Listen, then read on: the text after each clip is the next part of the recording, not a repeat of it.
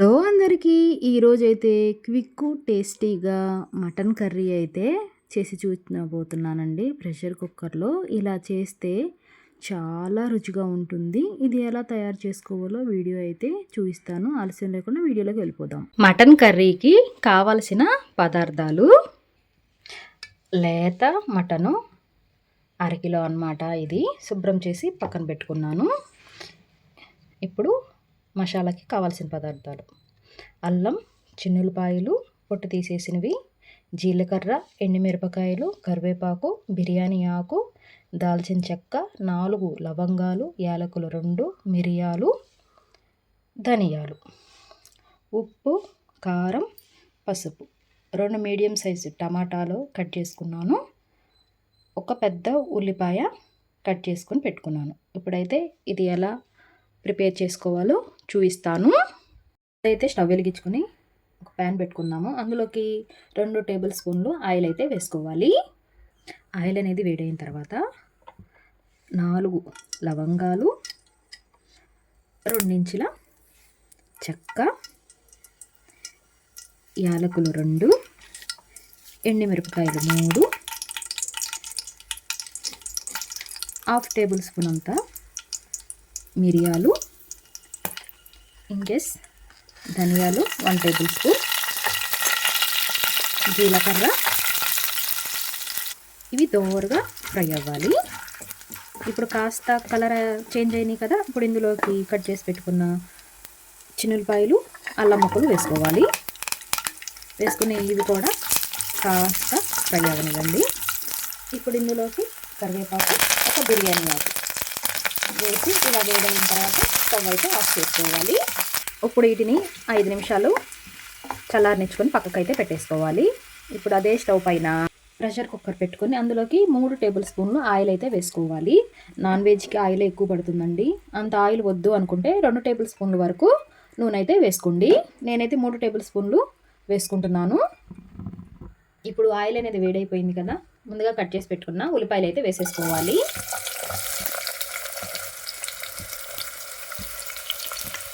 ఉల్లిపాయలు వేసుకుని కాస్తంత దోరగా ఫ్రై అయ్యేంత వరకు ఫ్రై చేసుకోవాలి. ఈ ఉల్లిపాయలని మసాలా కోసం మనం ప్రిపేర్ చేసుకున్నాం కదా, అవైతే చల్లారిపోయినాయి. ఇప్పుడైతే మిక్సీ జార్లో వేసేసుకుందాము. ఇప్పుడు ఇది మెత్తని పేస్ట్ లాగా గ్రైండ్ చేసుకోవాలి. మిక్సీ పట్టాను మసాలా చూపిస్తాను చూడండి.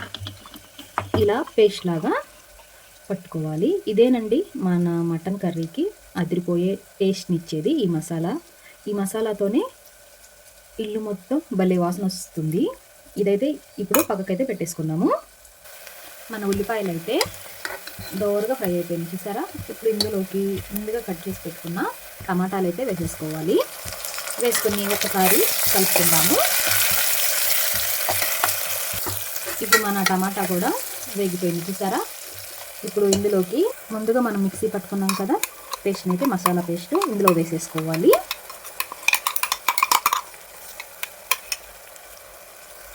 ఒకసారి అయితే కలుపుకోవాలి.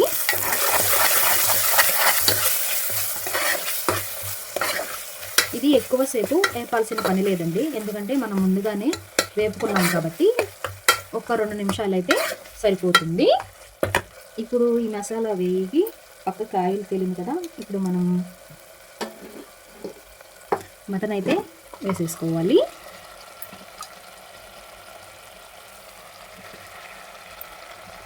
ఒక చిటికెడు పసుపు వేసుకొని ఒకసారి అయితే కింద నుంచి కలుపుకోవాలి. ముక్కకి మసాలా పట్టేలాగా కలుపుకోవాలి. ఈ మాసం అయితే వాటర్ వచ్చి ఎగిరిపోయేంత వరకు ఉడికించుకోవాలి. చూడండి ఈ మాసంలోకి ఎన్ని వాటర్ వచ్చిందో ఒకసారి అయితే కలుపుకుందాము, లేదంటే అడుగంటుకుంటుంది. అందుకని ఇలా ఒకసారి మధ్యలో కలుపుకుంటూ ఉండాలి. ఉడుకుతున్నప్పుడే మనం ఉప్పు కారం అయితే వేసేసుకోవాలి. ఇప్పుడు వేస్తే ముక్కకి ఉప్పు కారం పడుతుంది. తర్వాత వేస్తే ఏమవుతుందంటే గ్రేవీకి పడుతుంది తప్ప ముక్కకు పట్టదు. నేనైతే కారం 3 టేబుల్ స్పూన్ల వరకు వేసుకుంటున్నాను. మీరు మీ టేస్ట్కి తగ్గట్టుగా కారం అయితే వేసుకోండి. ఉప్పు కారం వేసి ఒకసారి అయితే కలుపుకోవాలి. మనం మిరియాలు కూడా వేసాం కదా, అందుకని మీ కారానికి తగ్గట్టుగా టేస్ట్కి తగ్గట్టుగా వేసుకోండి కారం అనేది. వేసుకొని ఒకసారి అయితే ఇలా కలుపుకోవాలి. చూడండి ఇప్పుడే ఎంత గ్రేవీగా ఉందో. ఒక 2 నిమిషాలు అయితే ఇలా పెట్టేసుకోవాలి. ఇప్పుడు ఒకసారి అయితే కలుపుకుందాము. ఇలా కింద నుంచి కలుపుకోవాలి. ఇప్పుడు ఇందులోకి ఒక గ్లాసు వాటర్ అయితే పోసుకోవాలి. గ్లాసు కాదు అనుకుంటే ముక్క మునిగేంత వరకు వాటర్ అయితే పోసుకోవాలి. నేను మనం మిక్సీ పట్టాం కదా, ఆ పేస్ట్లోనే పోసి నీళ్ళైతే పోస్తున్నాను. నీళ్ళు పోసి ఒకసారి అయితే కలుపుకోవాలి. ఇక్కడే మనం ఉప్పు కారం సరి చూసుకోవాలి. ఉప్పు కానీ కారం కానీ సరిపోకపోతే ఇప్పుడైతే వేసుకోవచ్చు.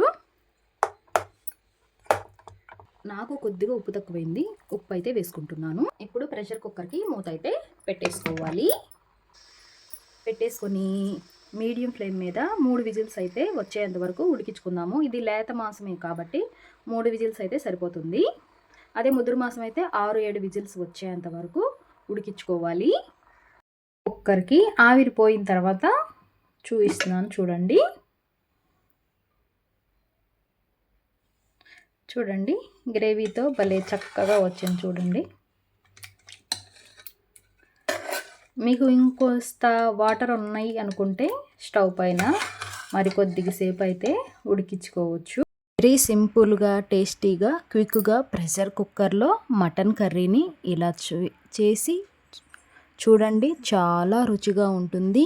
ఇది అన్నం, చపాతీ, పూరి ఎందులోకైనా రుచిగా ఉంటుందండి.